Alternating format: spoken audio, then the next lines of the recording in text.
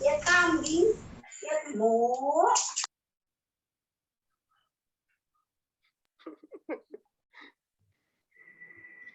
Pulpen.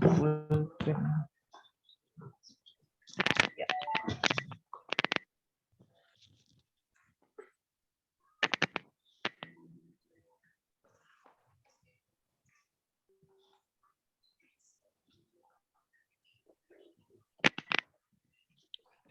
Yang hadir baru 31, 4 lagi kemana ini? 5. Ini langsung mulai atau gimana, Pak? Ya. Apa lanjut aja, yang penting pemateri ada. Ya. Ya, Gak apa-apa. Sok Kamera semuanya.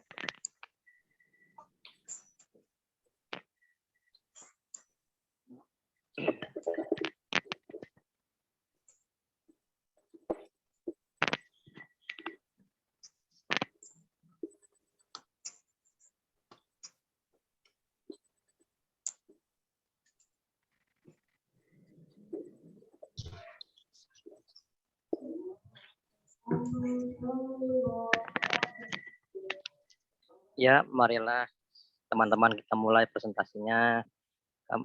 Bismillahirrahmanirrahim. Assalamualaikum warahmatullahi wabarakatuh. Waalaikumsalam warahmatullahi wabarakatuh. Waalaikumsalam warahmatullahi wabarakatuh. Ya.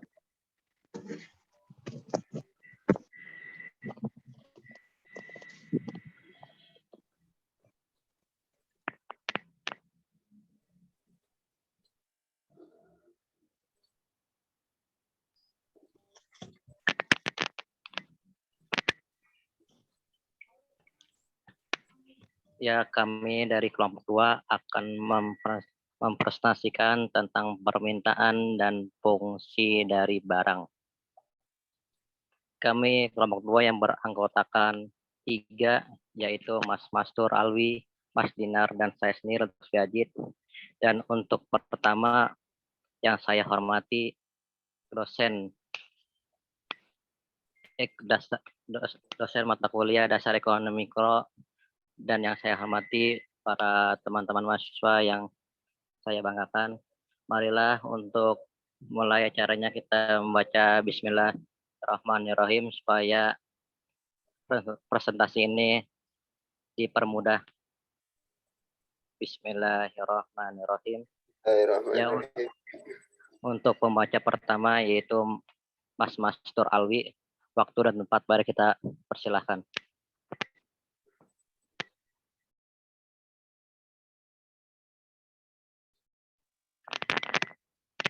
Halo Mas Mastur Alwi.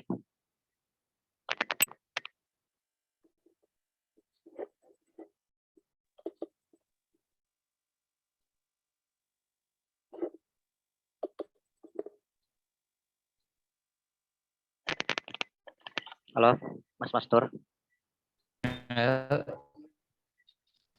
Share screen ya? Share screen dulu Mas. Ini kok nggak ada? Share screen-nya belum ada ini. Iya kan. Udah. Baru sorry. Baru diaktifin. Udah Mas, coba.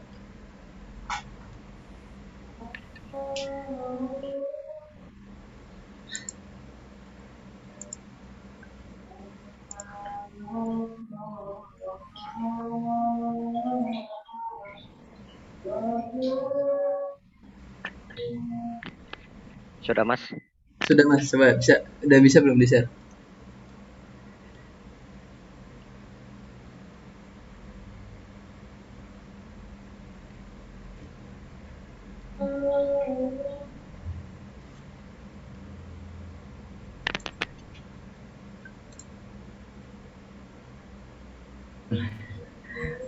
Mau dari siapa nih? Share screen-nya.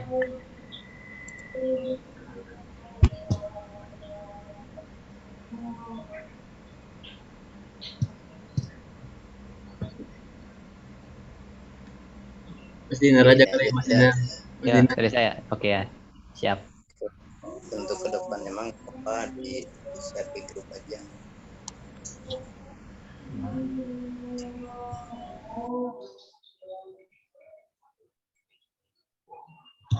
Udah muncul belum? Sudah Mas, sudah. Udah, Sudah. Mas. Ya.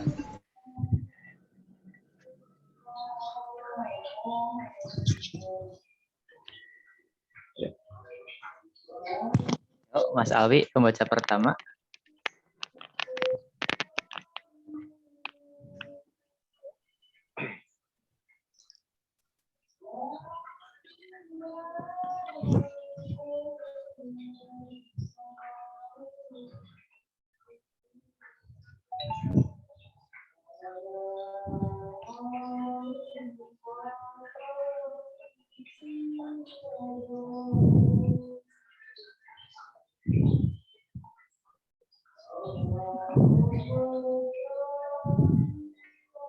Mas Alwi. Mas Alwi. Mungkin dari saya aja dulu ya.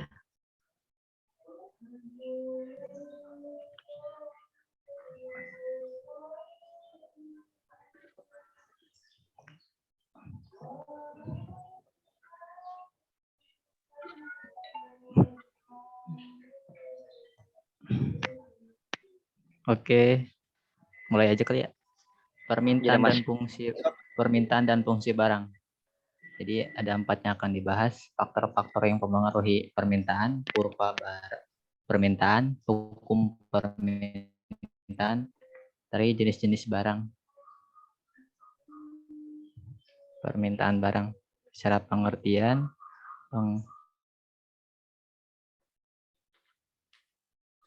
permintaan adalah periode waktu tertentu. Supaya lebih akurat kita masukkan dimensi geografis. Misalnya ketika kita bicara permintaan pakaian di Jakarta, kita berbicara tentang berapa jumlah pakaian yang akan dibeli pada berbagai tingkat harga dalam suatu periode waktu tertentu, bulan atau per tahun. Permintaan menurut daya beli. 1. Interaksi di pasar, barang pasar sebagai pertemuan atau hubungan antara permintaan dan penawaran. Pasar juga tempat antara penjual dan pembeli bertemu untuk melakukan transaksi jual beli. 2. Perilaku penjual dan pembeli, baik penjual maupun pembeli, memiliki sifat rasional di mana penjual menginginkan adanya keuntungan yang maksimal, sedangkan pembeli menginginkan kepuasan maksimal. 3. Interaksi di pasar faktor produksi.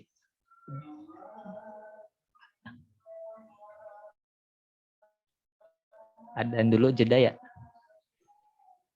Ya, boleh, Mas. Lagi adan? Ya, boleh. Ya, Adan Mas. dulu ya, sorry. Ya. Siap.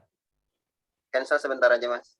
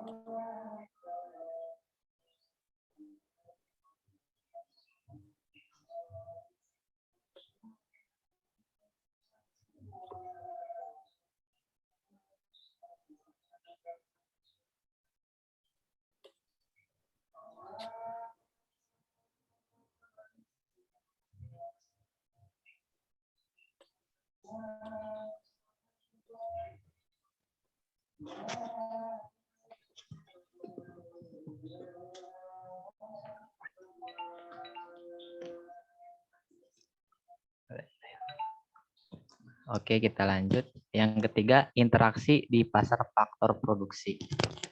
Dari sisi pembeli memiliki faktor produksi dan membutuhkan uang untuk memenuhi kebutuhannya.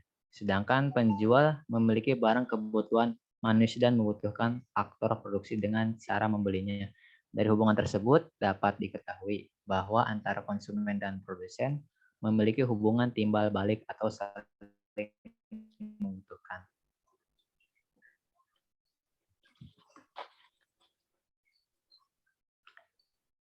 Berikut faktor-faktor yang mempengaruhi permintaan. 1. Intensitas kebutuhan. 2. Selera konsumen. Tes. 3. Pendapatan konsumen. 4.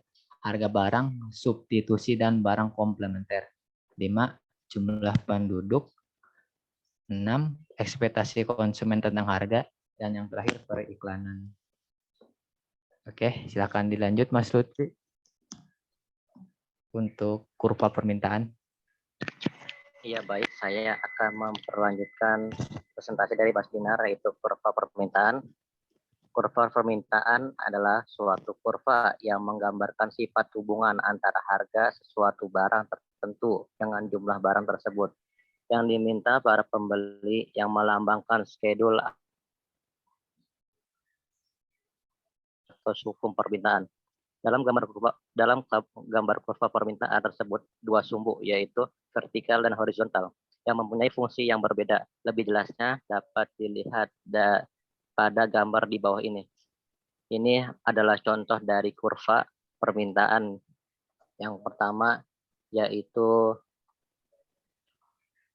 vertikal dan horizontal.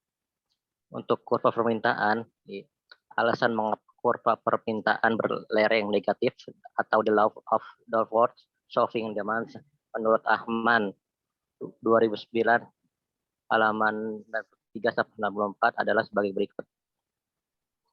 X merupakan jika harga turun cenderung menambah jumlah barang yang dibeli.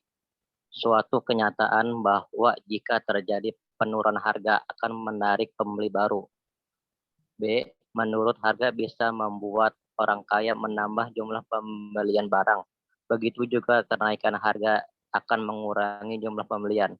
Mengapa jika harga naik maka mengurangi jumlah barang yang dibeli?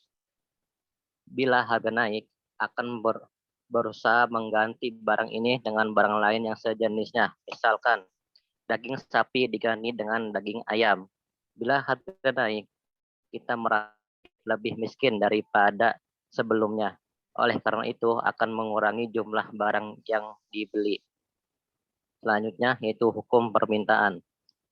Hukum permintaan secara lengkap. Hukum permintaan menyatakan bahwa jika harga suatu barang naik, maka jumlah barang yang diminta akan turun. Sebaliknya, jika harga suatu barang turun, maka jumlah barang yang diminta akan bertambah. Hukum permintaan ini akan berlaku dengan asumsi faktor-faktor lain yang di luar harga harus dianggap konstan atau ceteris paribus. Ini merupakan konsep asli dari penemunya, yaitu Alfred Parcel. Hukum permintaan yang pertama yaitu jika harga barang naik, pendapat konsumen yang tetap merupakan kendala bagi konsumen untuk melakukan pembelian yang lebih banyak. 2. Jika harga suatu barang naik, konsumen akan mencari barang pengganti. Untuk Mas Alwi.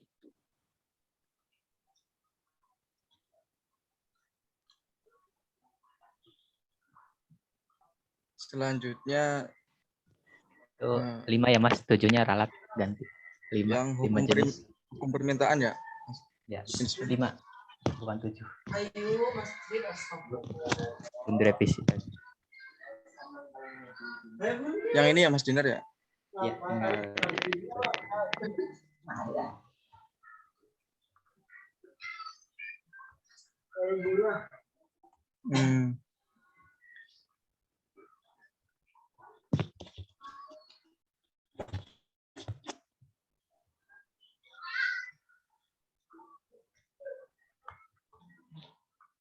jenis-jenis barang.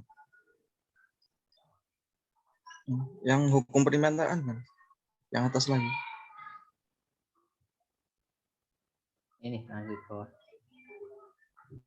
Yang ini kan ya? nanti uraiannya di ya jenisnya Hukum dulu, permintaan. nanti uraiannya di bawah. Oh iya. Dalam jenis barang. Jenis-jenis barang. Dalam permintaan barang-barang dapat dibedakan dalam 7 golongan, yaitu 5. yang pertama barang pengganti, substitusi, 2 barang pelengkap, komplementer, 3 barang normal, 4 barang inferior, 5 barang esensial. Lanjut hukum permintaan. Barang substitusi juga dinamakan barang pengganti. Artinya barang ini dapat diganti atau ditukar dengan barang yang lainnya. Dalam ilmu ekonomi, sebuah barang substitusi adalah layanan atau produk yang sebenarnya cukup mirip atau bahkan sama dengan produk yang lain di mata para konsumen. 2. Barang komplementer. Ini merupakan jenis barang pelengkap. Artinya, barang komplementer digunakan bersamaan dengan barang yang lain. Dikarenakan sifatnya yang hanya sebagai tambahan atau pelengkap, maka nilai konsumsinya cenderung sedikit. Lanjut, masih hukum permintaan. Yang ketiga, barang normal. Semua barang yang permintaannya akan bertambah ketika pendapatan masyarakat bertambah, yang juga berarti bahwa barang tersebut memiliki elastisitasi permintaan positif. Istilah normal tidak merujuk pada kualitas barang tersebut. 4. Barang inferior. Barang inferior adalah jenis barang yang permintaannya akan menurun ketika pendapatan konsumen naik. Oleh karena itu, jenis barang ini memiliki elastisitas pendapatan kurang dari 0, dalam kurung negatif. Ketika pendapatan naik, ada penurunan permintaan terhadap barang inferior. Barang inferior adalah kebalikan dari barang normal. Dalam barang normal, adanya peningkatan pendapatan akan mendorong kuantitas permintaan. Lanjut. 5. Barang esensial. Barang esensial merupakan barang yang apabila terjadi perubahan, pendapatan tidak akan mengurangi ataupun menambah permintaan terhadap barang esensial. Sekian, terima kasih presentasi dari kelompok 2. Ya, kami dari kelompok 2 akan membuka sesi tanya jawab. Apakah ada yang mau bertanya atau menambahkan?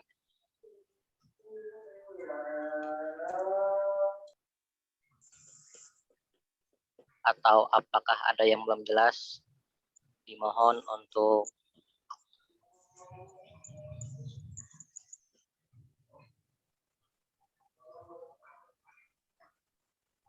ya, mari kawan-kawan, apakah ada yang mau bertanya?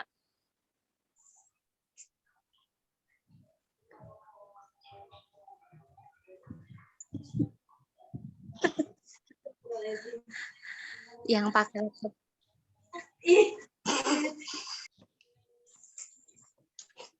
Tidak ada. Maaf mas, PDF-nya ini udah di-share belum ya? Saya pengen sambil lihat-lihat. Boleh.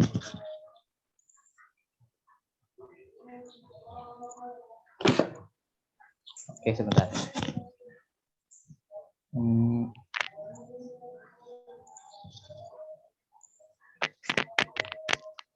Ayo Mas Rai, apakah ada pertanyaan? Izin Ayo bertanya. Mas Rai, semangat Mas Rai. Ya Mbak, mau tanya apa?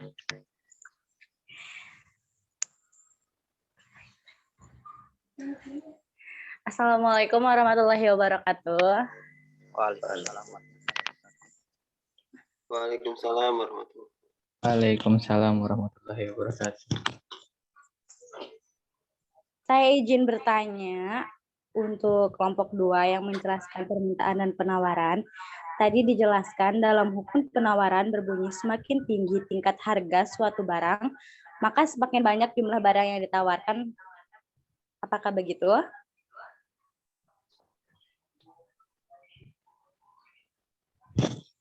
Mas? Sebentar, kita ini. Bunyi hukum penawaran.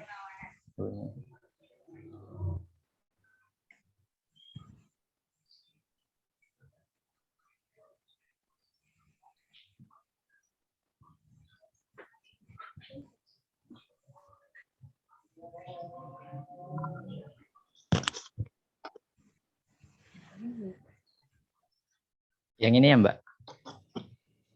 Yang 2 poin ini.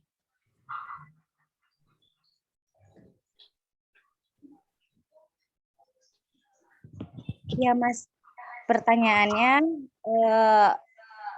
sebutkan beberapa faktor yang Mas pada tahu mengenai faktor yang dapat mempengaruhi suatu permintaan. Di tadi yang mau je.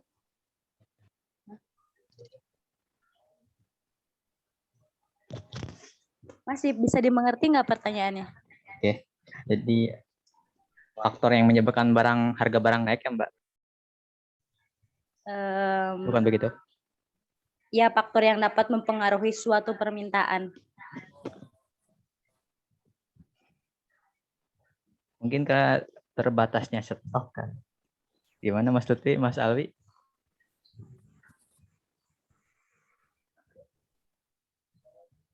Karena terbatasnya stok jadi mempengaruhi harga. Selain itu dari mas-mas yang lainnya? Yang poin pertama itu ya Mbak? Iya. Kita harga barang. Mungkin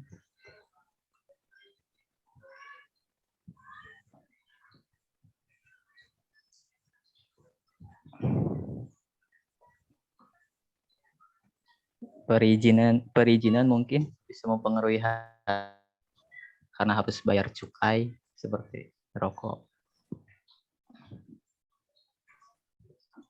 Oh iya. Kalau boleh menambahkan boleh? Boleh. Ya Mbak, silakan. Yang saya tahu mengenai faktor yang dapat mempengaruhi suatu permintaan itu ada beberapa. Setiap kebutuhan manusia itu berbeda-beda. Dapat kita lihat dari bukan kasta, tapi kayak golongan, mohon maaf, ada antara orang golongan atas yang punya harta banyak dan golongan harta bawah yang memiliki sedikit atau bercukupan harta, dia memiliki kebutuhan yang berbeda. Yang kalangan atas tuh kayak lebih banyak kebutuhannya gitu kan, karena mereka kayak punya uang, jadi apa aja yang mereka mau. Sedangkan yang kalangan bawah, mereka itu kayak pembelian atau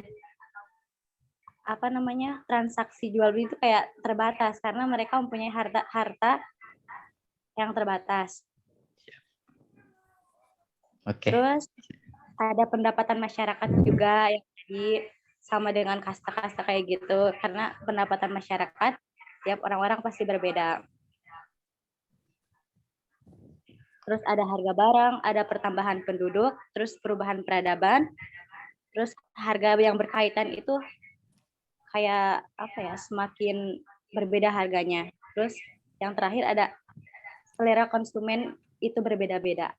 Seperti itu. Terima kasih. Ya, siap. Terima kasih Mbak. Ya. Sosial hierarki ya, ada kasta-kastanya ya. Nggak tahu tuh Mas istilahnya kasta atau apa yang perbedaan status harta itu apa?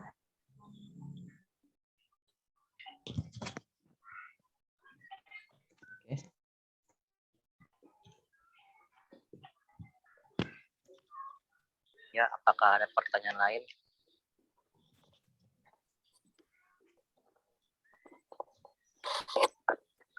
atau penambahan.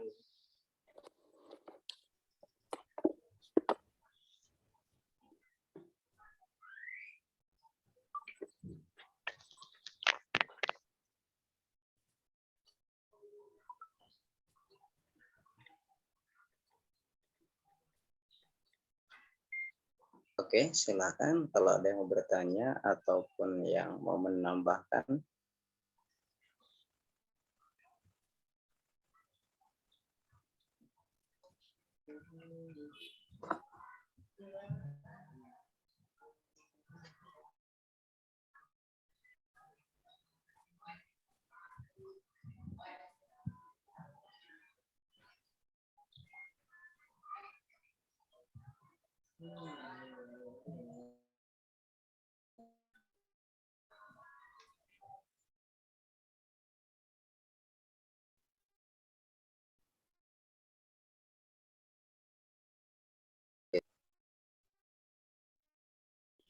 Sok mangga Pak, kita tambahannya. Nggak ada. Ada Pak. Ada nggak? Kalau ada silahkan, kalau nggak ada ya berarti kita lanjutkan.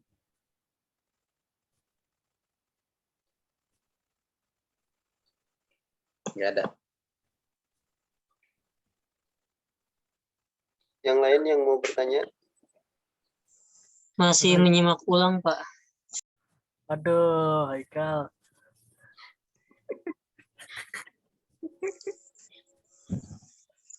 Nyimak Haikal. Tuh Mas Rai, biar saya tuh kelihatan belajar gitu. Oke, saya kasih waktu 5 menit dah. Terlalu lama, 3 menit.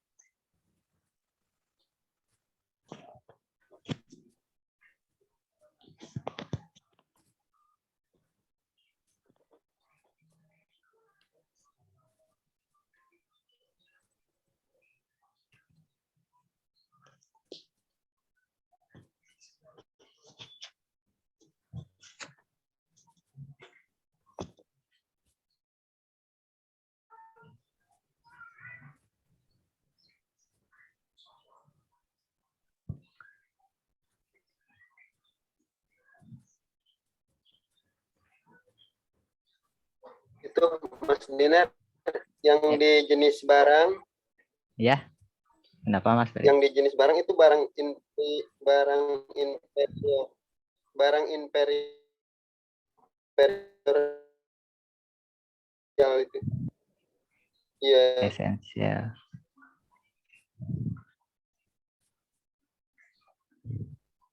Contohnya seperti Yang di jenis barang.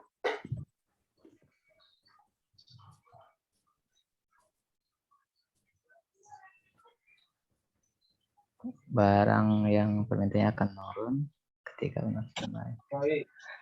Belum menguasai juga saya.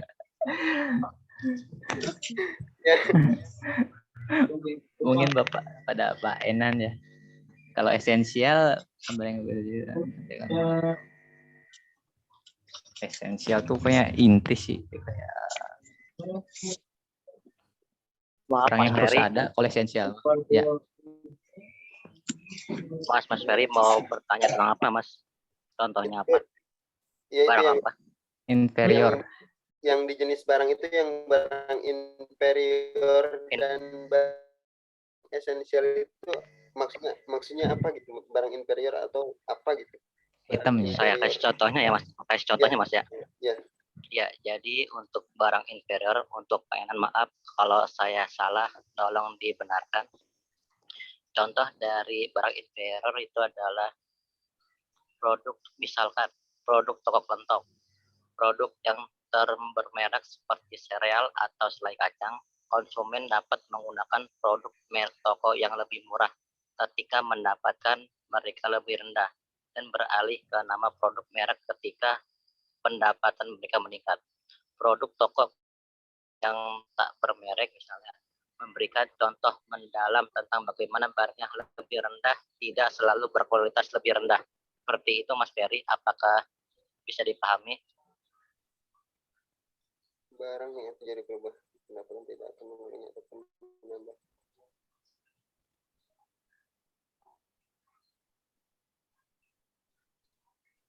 Halo Mas Ferry. Ya, udah Mas. Kalau yang esensial mau. Barang merupakan barang yang apabila terjadi perubahan. Kalau yang contoh barang esensial itu adalah barang contohnya sembako yang akan selalu dibutuhkan oleh konsumen, seperti barang pokok aja gitu Mas Ferry. Oh iya, ya makasih Mas. Ya sama-sama Mas. Sama-sama.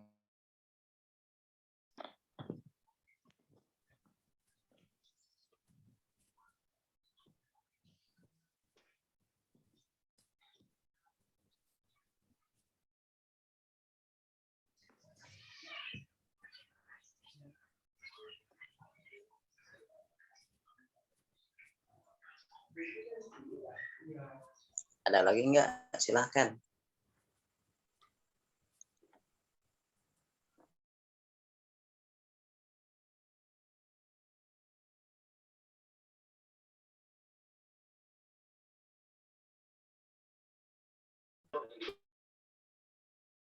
Halo Pak.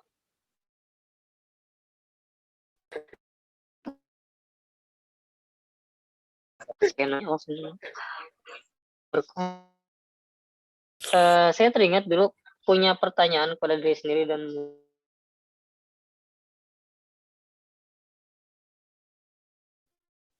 era presiden yang kita mengalami kenaikan harga bahan bakar minyak itu beberapa kali ya. Mungkin ada lebih dari 3 kali mungkin. Nah, itu kan secara otomatis para pengusaha jasa ataupun barang lain-lainnya itu otomatis meningkatkan harga mereka kan. Tapi di satu waktu ketika harga bahan bakar ini turun atau kembali stabil, mereka itu nggak menurunkan harga mereka kembali. Apakah itu maksudnya ke faktor mana ya? Jadi yang harusnya dia harga kembali stabil untuk untuk menstabilkan ekonomi kembali, tapi pada kenyataannya kan harga-harga ini tuh baik jasa ataupun barang itu nggak turun kembali. Itu maksudnya faktor yang mana? Faktor sebentar.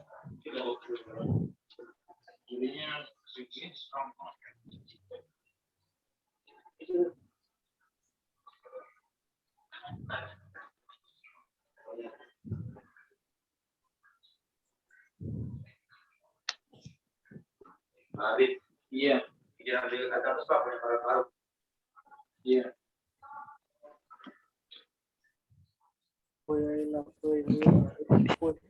Di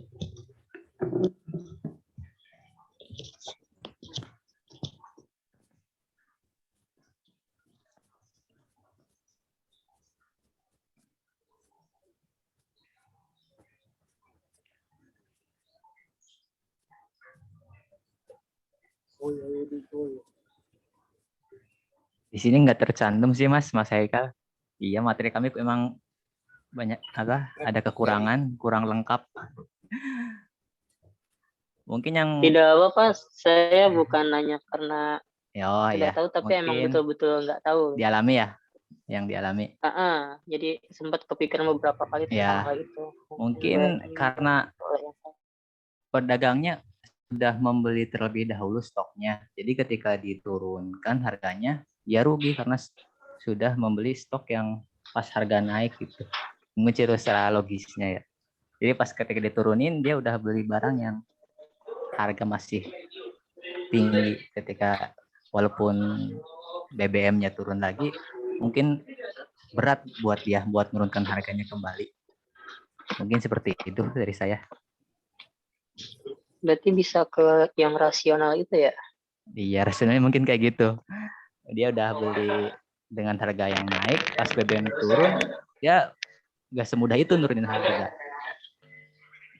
Salah satu contohnya itu saat pas kemarin corona itu sedang naiknya, seperti ya ikannya susu beruang gitu Mas Ali. Iya, surang. Iya, stok. Baik. Kalau Terima kasih Mas Bina. siap. Sama saya juga bingung kenapa BBM naik tuh malam-malam ya. Ada yang Sambil nggak ada merhatiin yang nggak? demo. Iya, malam-malam naik BBM. Malam-malam keputusan KPU. Kalau malam kan orang udah pada tidur, Mas. Iya sih, kenapa gitu ya? Wallahu alam. Mungkin biar banyak yang nggak protes. Iya. Padahal Mas Rai selalu jaga malam itu. Apa Mas bawa saya? Jaksna. Aduh. Haikal. Masih ada lagi nggak? Cukup mungkin. Assalamualaikum warahmatullahi wabarakatuh. Waalaikumsalam warahmatullahi wabarakatuh. Aduh. Saya mau menyambung tadi pertanyaan dari Mas Haikal buat Pak Enan. Apakah dari pertanyaan Mas Haikal tadi antara apa sih ya tadi? Harga sama permintaan itu kan nggak berpengaruh ya? Apakah ini bisa disebut dengan contoh dari elastisitas permintaan, Pak? Mohon penjelasannya. Terima kasih. Sama-sama. Silakan mau dijawab dulu sama kalian. Boleh Pak sama saya Pak? Boleh, silahkan. Sama Ferry ya? Oh, Mas Rai, Pak. Mas Rai. Ayo. Ayo Mas Rai, semangat 45. Menku, dia Menku. Menteri Keuangan.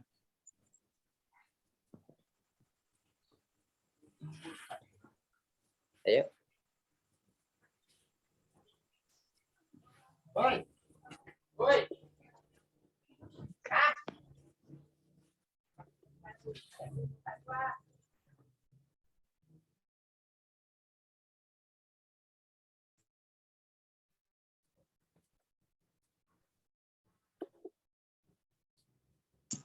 Ayo. Jangan terlalu banyak melamun. Boleh tuh Pak. Orang yang kunci motor kurang dah, gimana sih? Kunci motor aja, Nek.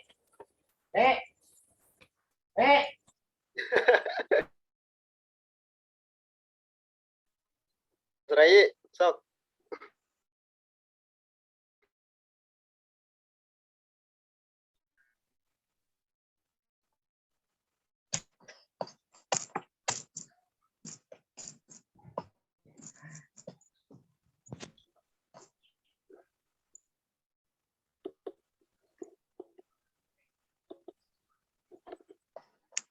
Dilanjut aja Penan, mungkin Mas Rai kena gangguan.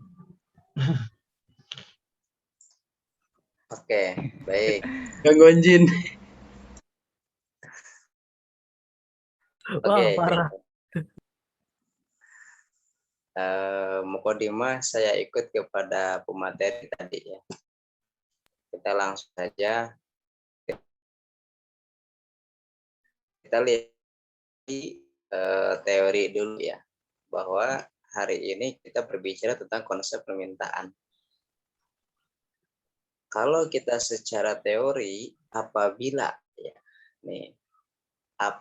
tingkat harga naik, maka secara otomatis jumlah barang yang diminta akan turun. Itu hukum alamiah ya. Apabila harga naik, maka permintaan akan turun. Betul apa enggak? Betul, Pak. Betul, Pak. Harga naik, maka secara otomatis barang yang diminta itu akan turun. Dengan sendirinya ya, turunnya tanpa ada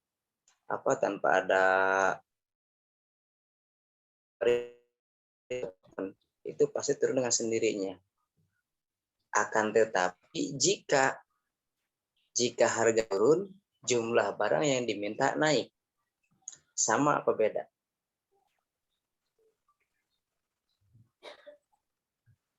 apabila tingkat harga naik, maka otomatis barang yang diminta akan turun. Akan tetapi jika harga turun, maka barang yang diminta akan naik. Iya. Betul, Pak. Kalau ada promosi, Pak. Betul, Pak.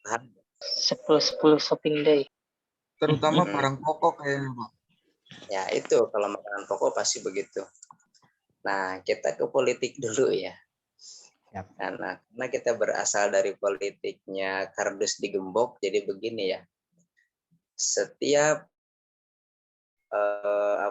pengumuman tadi katanya tengah malam, terus kenaikan BBM tengah malam. Saya tidak terlalu membahas tentang ini karena kan ini direkam, takutnya nanti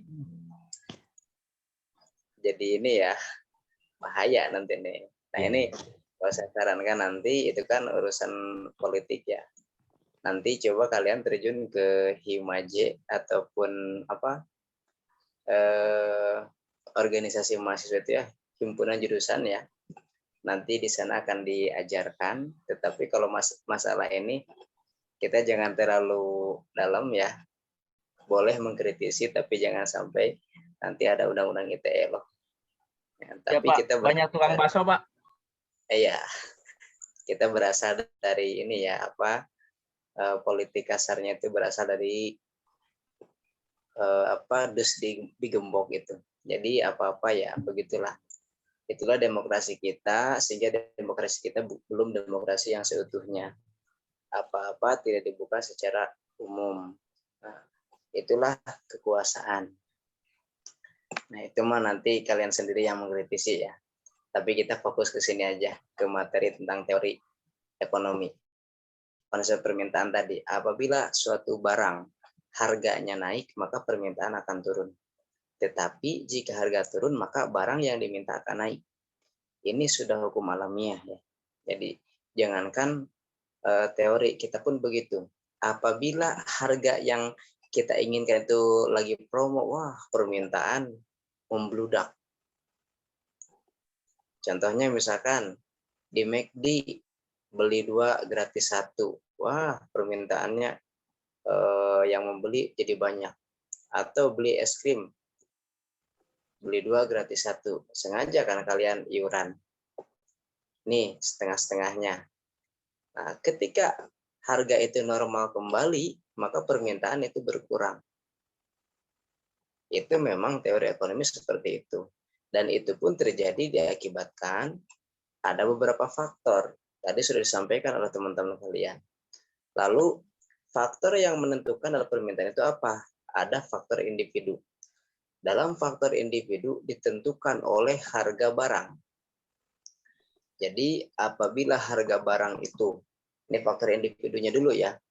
Apabila harga barang itu menurut individunya itu ataupun menurut perorangan itu naik, maka dia akan beralih kepada yang sejenisnya sama. Misalkan gini, harga Pertamax itu per liternya 10.000. Nah, tetapi orang tersebut tidak mampu untuk membeli Pertamax 1 liter, maka dia beralih ke mana? Beralih ke Pertalite. Pertalite-nya lebih mahal lagi, beralih ke Pertalite Plus. Pertalite Plus lagi lebih mahal lagi, beralih ke premium, meskipun masih kurang, meskipun pemasarannya kurang, ataupun mulai ditarik oleh pemerintah premium itu karena hampir semuanya diwajibkan untuk menggunakan Pertalite. Contohnya begitu. Maka itu kembali kepada diri sendiri. Nah, kali kita pun kan sama begitu. Apabila ada barang ini lebih tinggi harganya, maka kita akan berpindah kepada harga yang lebih murah lagi. Itu kan, ini faktor dari individu. Kemudian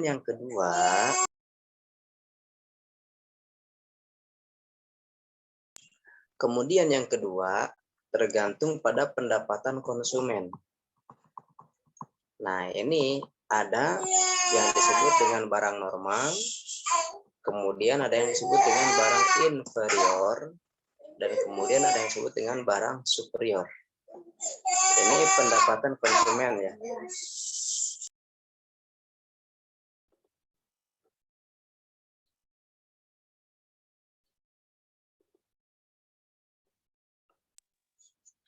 Kita mengkonsumsi barang itu kan sesuai dengan pendapatan kita sendiri.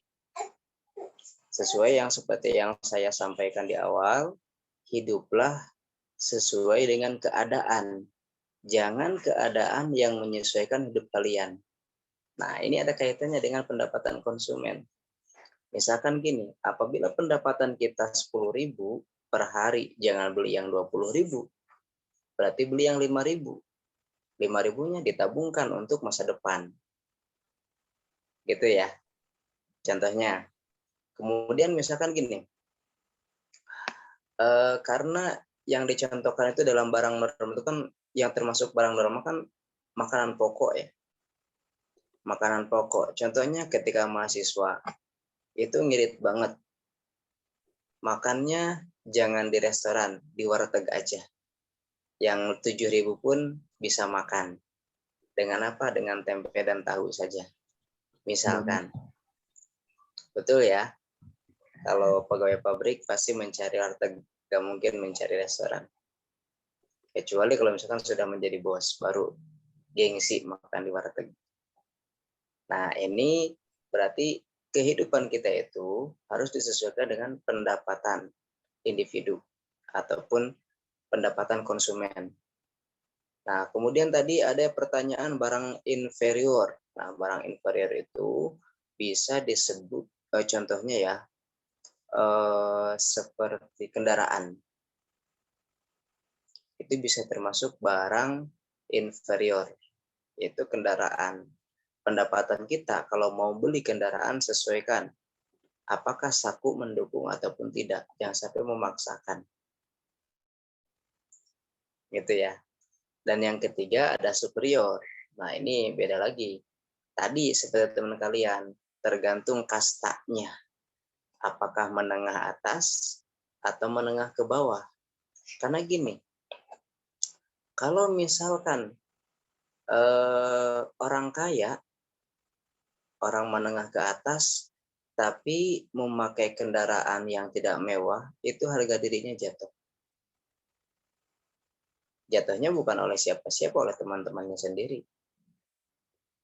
Jadi seperti tidak berharga gitu ya. Nah, kemudian ada kalangan menengah ke bawah. Ini juga sama, berlakunya di kalangan menengah ke bawah. Jadi kalau misalkan barang mewah berlaku untuk kalangan menengah ke atas. Itu di kelompoknya, di kastanya. Ya bagi kita ya nggak apa-apa sih, kita mampunya beli ini ya beli ini. Itu ya. Jadi ditentukan juga oleh pendapatan konsumen. Yang ketiga, faktor dari individu itu harga barang yang terkait. Jadi orang itu terkadang ya sudahlah, yang penting jika harganya sesuai dengan saku maka kita beli saja. Gitu. Dan yang keempat, ini yang paling utama, selera konsumen. Keempat apa kelima? Selera konsumen. Meskipun kita secara finansial kita mampu untuk membelinya, tapi jika kita tidak selera, gak mungkin kita membelinya. Ya, betul ya.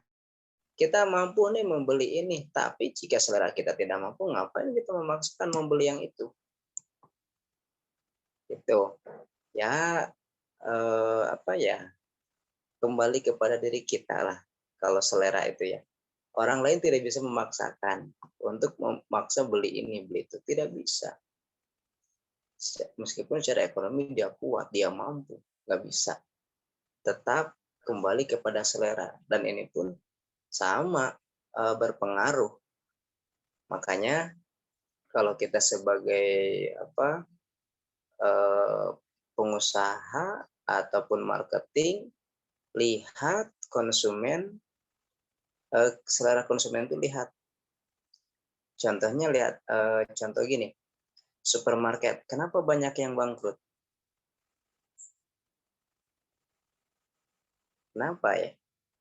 Mungkin bisa jadi karena harganya tidak terjangkau oleh masyarakat.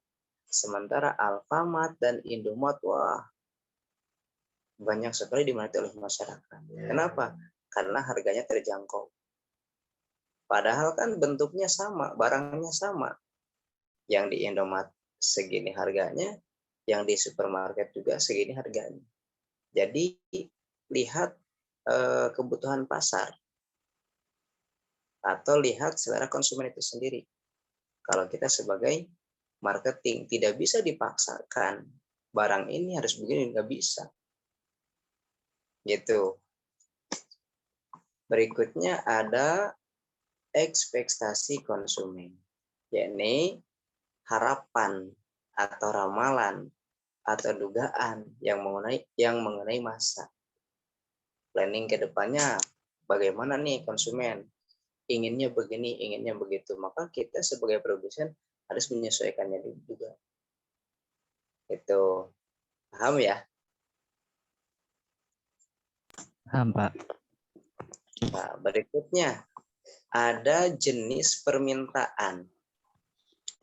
Yang pertama, ada permintaan berdasarkan daya beli konsumen. Atau sering kita sebut dengan permintaan absolut. Permintaan absolut ini jenis permintaan di mana permintaan yang tidaklah disertai oleh kemampuan atau daya beli konsumen. Betul ya? Jadi permintaan ini atau jenis permintaan yang di mana permintaan itu tidaklah disertai oleh keinginan konsumen atau tidak disertai dengan daya beli konsumen. Kurang minat lah intinya. Itu. Atau mungkin bisa dikatakan si konsumen itu tidak mengikuti kemampuan ataupun tidak mampu untuk membeli barang itu sendiri. Selain tidak selera, maka dia juga tidak mampu untuk membeli barang itu sendiri. Ini faktornya. Kemudian berikutnya ada juga tentang permintaan potensial. Untuk permintaan yang absolut, contohnya mungkin ya, bisa dicontohkan dengan mobil yang sekarang kita lihat di internet yang lagi ramai itu kan yang Papua Nugini itu ya, mobil apa yang harganya 2,5 M kemudian dibanderol 1,4 M juga tidak ada yang minat, tidak ada yang mau beli, sehingga Papua Nugini menjadi merugi dengan membeli mobil apa ya, lupa lagi mereknya. Nah, jadi meskipun harga itu murah, tapi kalau konsumen tidak berminat, maka akan mempengaruhi juga. Makanya kita sebagai marketing harus pintar melihat bagaimana dan apa yang dibutuhkan oleh pasar. Itu. Kemudian permintaan potensial. Permintaan ini disertai dengan kemampuan membeli seseorang. Jadi ada hubungannya ya dengan yang tadi. Contohnya mungkin Ferry memiliki uang 15 juta. Kemudian Ferry menginginkan motor. Ya.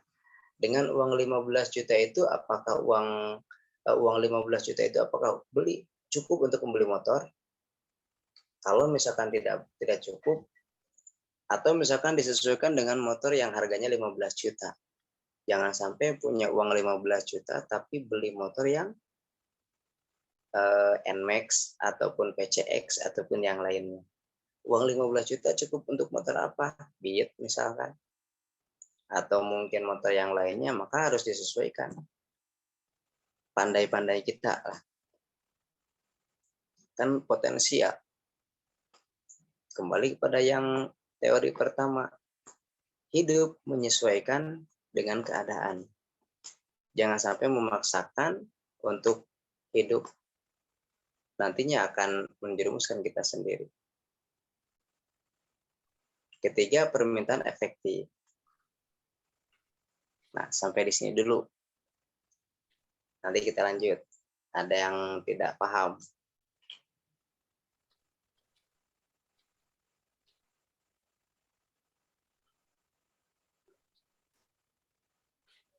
Paham semua? Alhamdulillah kalau paham.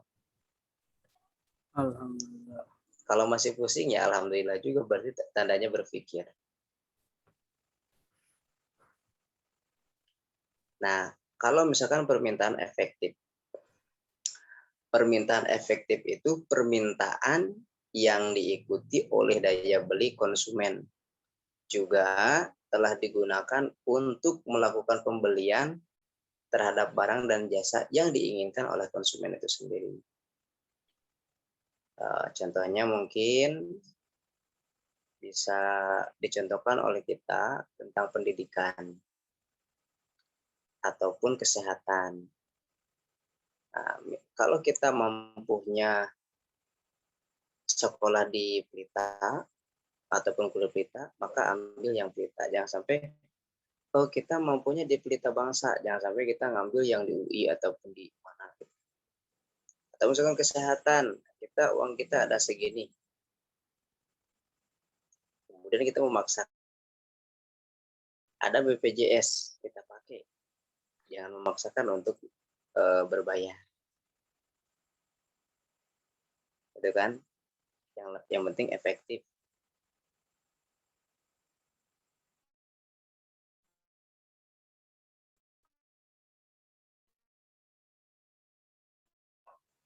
Terkadang kita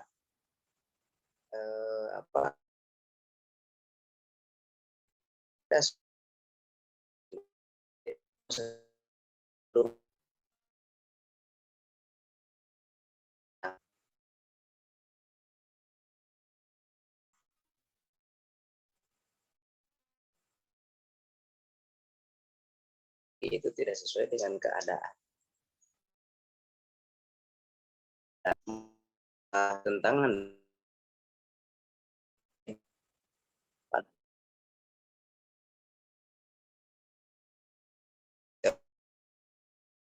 itu boleh memaksakan.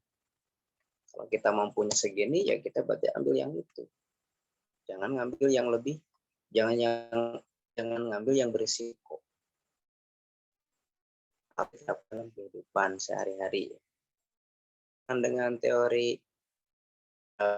ataupun jual beli ataupun yang lainnya sama ini juga.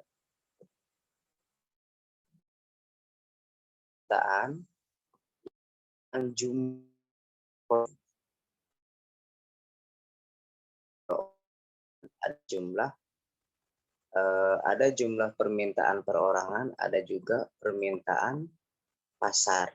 Nah, kalau misalkan jumlah permintaan berdasarkan konsumsi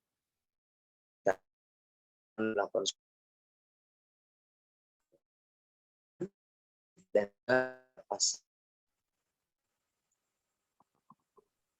itu. Berikutnya ada fungsi dari permintaan. Fungsi berdasarkan suatu hubungan jumlah barang ataupun jasa yang diminta oleh seseorang. Kalau nggak salah saya simpan di itu ya, di PPT. Kalau nggak salah kita lihat dulu. Nih ada.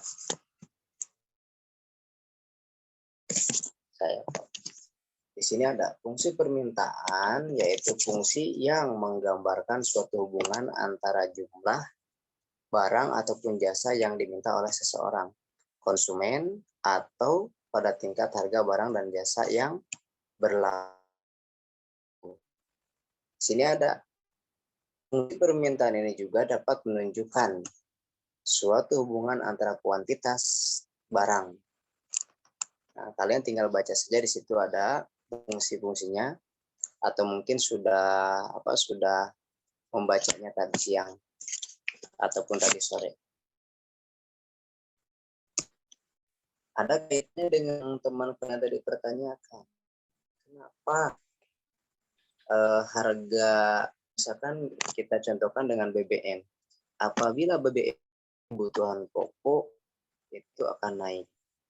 Tapi kenapa kok setiap BBM turun kebutuhan pokok tidak? Nah, terkait bertentangan dengan ini ya, dengan keadaan. Yang seharusnya begini, kalau kita lihat ya, kadang-kadang kalau sudah naik itu susah untuk turun lagi negara kita. Padahal harga minyak dunia lagi turun. Tapi kenapa di kita tidak turun? Nah, ini kembali kepada kekuasaan. Siapa yang berbicara dan siapa yang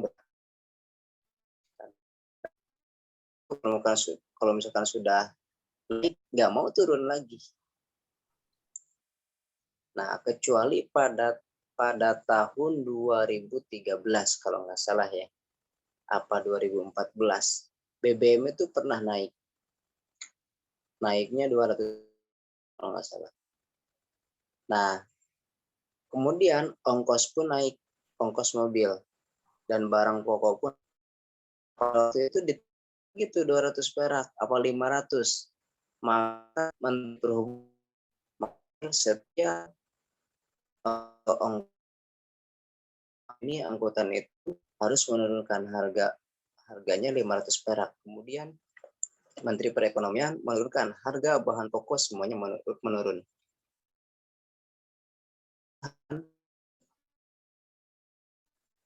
Kalau sekarang ya harga BBM turun, harga makanan pokok ataupun bahan pokok ataupun ongkos mobil ataupun tiket pesawat tetap aja nggak turun-turun.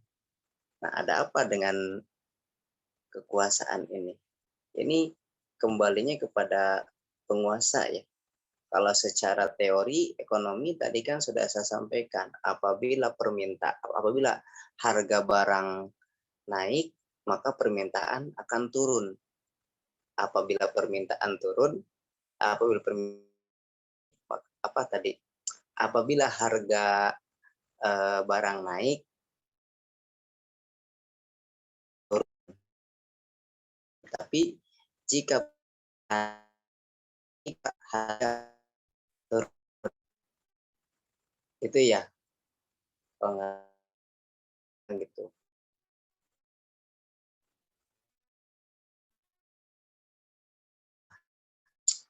Mana ya, saya juga bingung. Saya bisa menjawab ini ya karena itu kaitannya dengan politik di negara kita.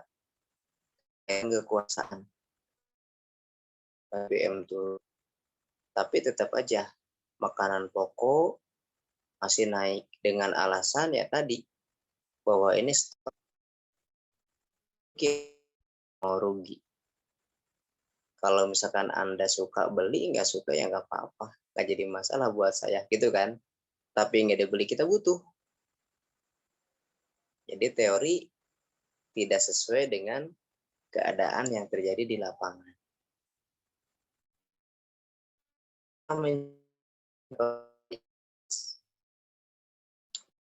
Dengan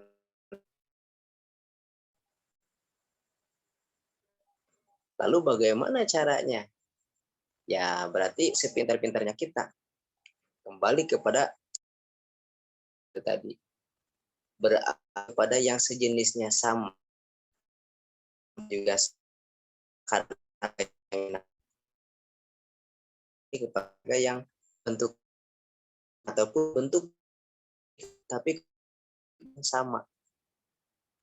Itu paham ya? Seperti yang saya contohkan tadi, BBM. Jika Pertamax naik, maka kita ambil ke Pertalite. Pertalite naik, maka kita ambil kepada yang Pertalite Plus. Apabila Pertalite Plus naik, maka kita kembali ke premium. Apabila premium naik, ya sudahlah, nggak usah berkata. Kembali ke dulu ya. Sebentar.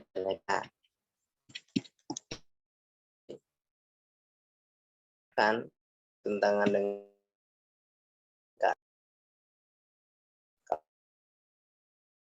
apa tapi kan kita masyarakat sesuai dengan kebutuhannya. Silahkan. Ada yang mau tanyakan dulu?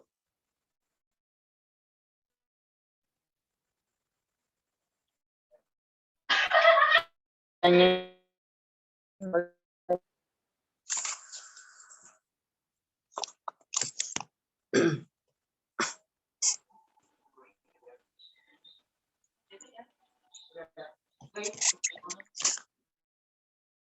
Pertanyaannya tentang apa? Permintaan tapi dalam bentuk ekspor sama impor. Itu kan berkaitan dengan kayak stabil, naik ataupun turunnya nilai rupiah. Betul nggak, Pak? Berkaitan nggak sama itu? Nah,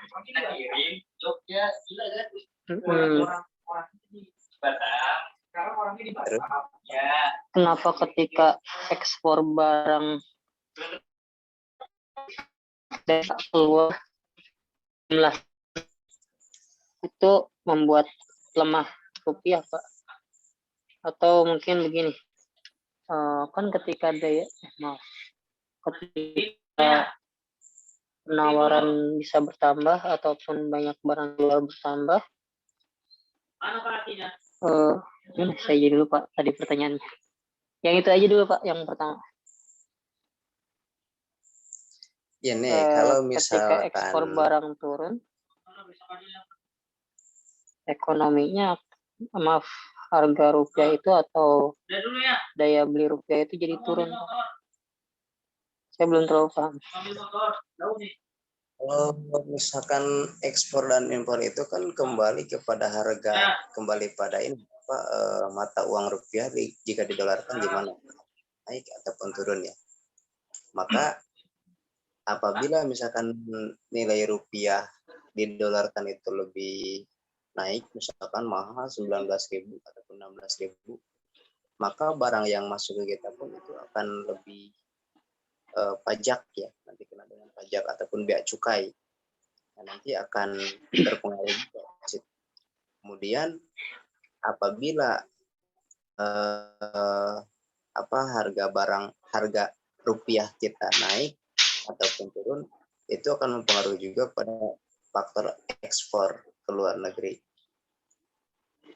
Jadi ditentukan impor sama ekspor itu ditentukan dengan harga rupiah kita di mata uang dolar, mata uang kita dihargakan dengan dolar. Itu Kak. Jadi intinya di situ. Cuma kadang-kadang kita gini, misalkan yang sering terjadi di pertanian, di kita itu lagi panen, tapi impor beras. Kenapa pemerintah tidak membeli harga gabah dari petani lebih mahal? Ini malah menjatuhkan petani. Kalau di kita itu seperti itu.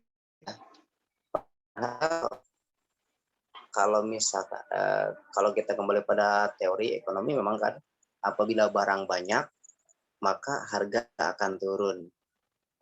Tetapi bila mana barang tidak ada, maka harga akan naik. Nah, yang kita di negara kita, kenapa ekonomi khususnya petani tidak ada kemajuan? Itu diakibatkan dari pemerintahan kita sendiri. Ketika masa panen, ini malah impor. Yang seharusnya ketika masa panen kita harus ekspor. Seperti itu. Ini malah kebalik dengan kita. Mahasiswa harus untuk mengkritisi itu. Silakan kalian kritisi sesuai dengan apa dan kenapa kebijakan itu selalu ada. Bahkan mau dan apa, untuk mengangkat ekonomi rakyat. Apakah permintaan dari luar kurang dengan barang yang kita ada, atau memang kurangnya marketing dari negara kita kepada negara lain atau negara tetangga? Itu yang jadi pertanyaan. Apakah kita yang kurang atau kurangnya permintaan barang kita oleh negara lain? Malah kita yang selalu meminta barang lain masuk ke negara kita. Itu ya. Ada apa sebenarnya? Kita sama-sama lihat. Kita sama-sama melek. Kenapa dan kenapa? Boleh kalau misalkan jangan melanggar undang-undang ITE itu ya. Nanti malah urusan dengan rakyat. Meskipun kadang-kadang sudah dipaksa. Jadi kita fokus pada teori permainan ini ya. Jangan terlalu banyak melebar karena nanti ada teori yang berkaitan dengan yang dibahas saat ini. Dengan yang tadi kalian pertanyakan, nanti ada teorinya. Lihat RPS-nya. Kalau ada, nanti di pertemuan berikutnya kita dalemin. Tapi kalau tidak ada, boleh kapan-kapan kita dalemin. Yang penting kita hari ini bagaimana konsep permintaan biar konsumen itu berminat terhadap barang yang diproduksi oleh kita ataupun jasa yang ada dalam yang kita kelola, jasa barang ataupun jasa yang kita kelola. Bagaimana konsumen berminat? Berarti ini strategi marketing. Harus bagaimana dan harus apa? Salah satunya yang tadi dengan promosi itu ya. Beli 2 gratis 1 itu bagian dari marketing. Gitu. Dan mahasiswa biasanya cari-cari gituan. Biasanya.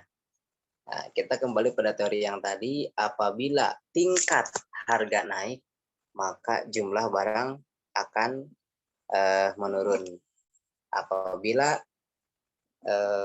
harga turun, maka barang yang diminta akan naik. Sama ya hubungannya. Apabila harga naik, maka barang yang diminta akan turun. Apabila harga turun, maka barang yang diminta akan naik. Jadi dibalik-balikan ya. Nah, gimana caranya? Harga naik, tapi permintaan pun naik. Gimana caranya? Seperti itu. Berarti pinter marketing. Contohnya yang saya contohkan minggu kemarin. Susu beruang itu harganya 16.000 tapi permintaan banyak. Itu keberhasilan dari si marketing itu. Harga naik, tapi permintaan naik, bahkan tidak bisa dan tidak sanggup untuk memenuhi permintaan dari masyarakat. Nah, itu marketing yang sukses. Marketing meyakinkan konsumen, meskipun harga naik, permintaan naik. Kalau saya teorikan permintaan naik, harga naik, maka permintaan akan turun. Tapi ini enggak. Harga naik, permintaan malah lebih naik. Nah, ini gimana caranya?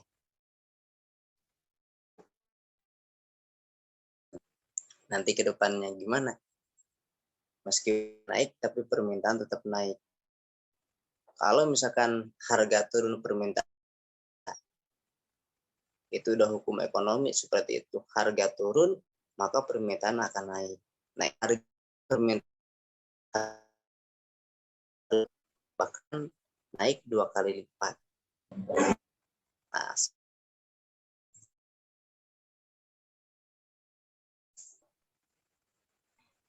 silahkan kalau masih ada mau menanggapi, mau menyanggah.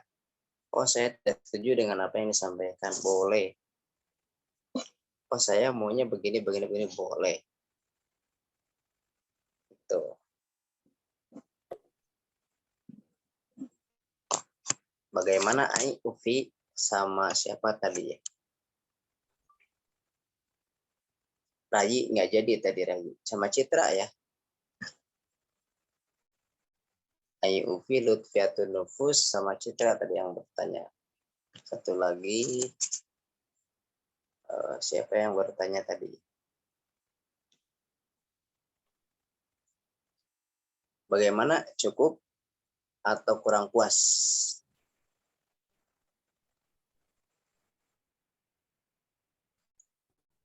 Kan kalau masih ada.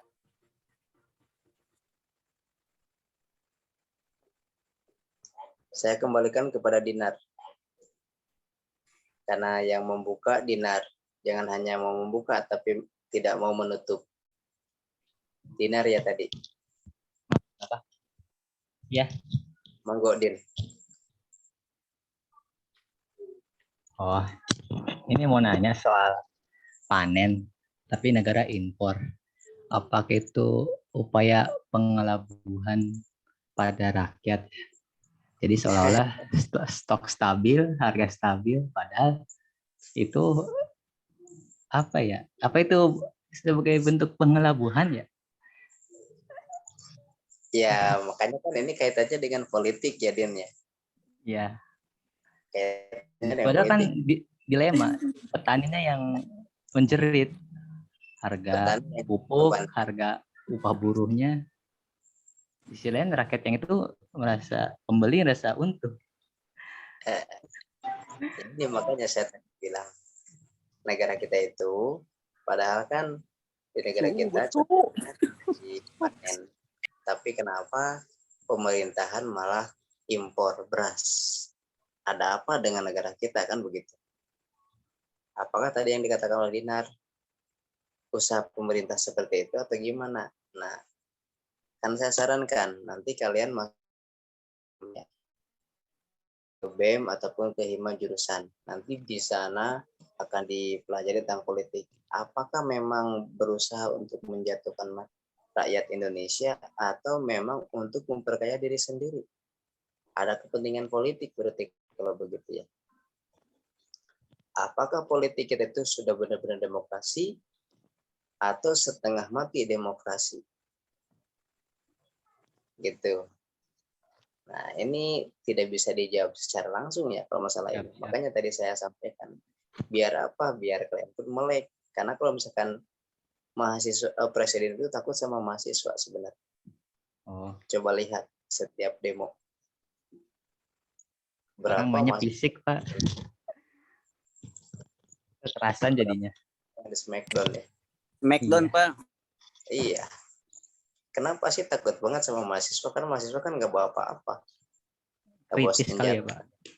Iya. Ya, itulah kekuasaan. Ya. Itu PR bersama ya.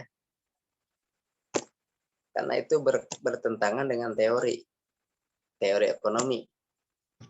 Kenapa ketika barang banyak, pemerintah malah impor? Yang seharusnya kan ketika negara kita barang banyak, harusnya ekspor kan? Harusnya seperti itu. Ini malah kebalikan. Barang kita banyak, makanan pokok ataupun yang lainnya banyak di negara kita, tapi malah memaksakan untuk impor ke negara kita. Ada apa sebenarnya? Boleh kalian.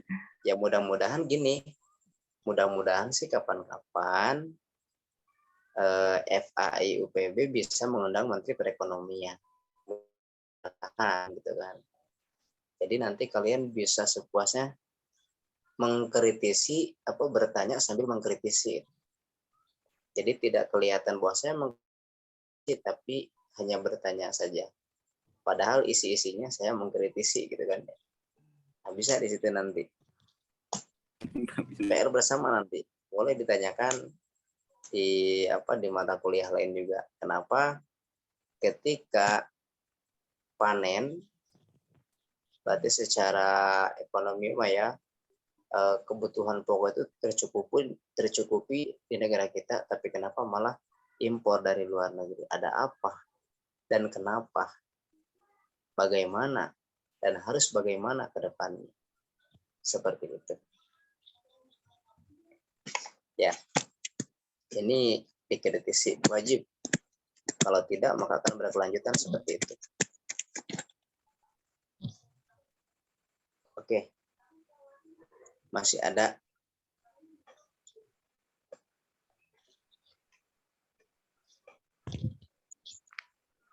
Kalau tidak ada, dicukupkan saja ya. Takutnya nanti Pak Sukron sudah menunggu. Mata kuliah berikutnya kan mata kuliah Pak Sukron ya. Kalau nggak salah. Atau Pak Kisanda. Betul Pak Sukron. Pak Sukron. Sukron. Sampai jam 10. Ya, Pak. Mantap. Pak, itu Pak di screenshot dulu Pak. Nanti Pak. Iya, oke. Buka kameranya itu semuanya. Coba kameranya semuanya dinyalakan.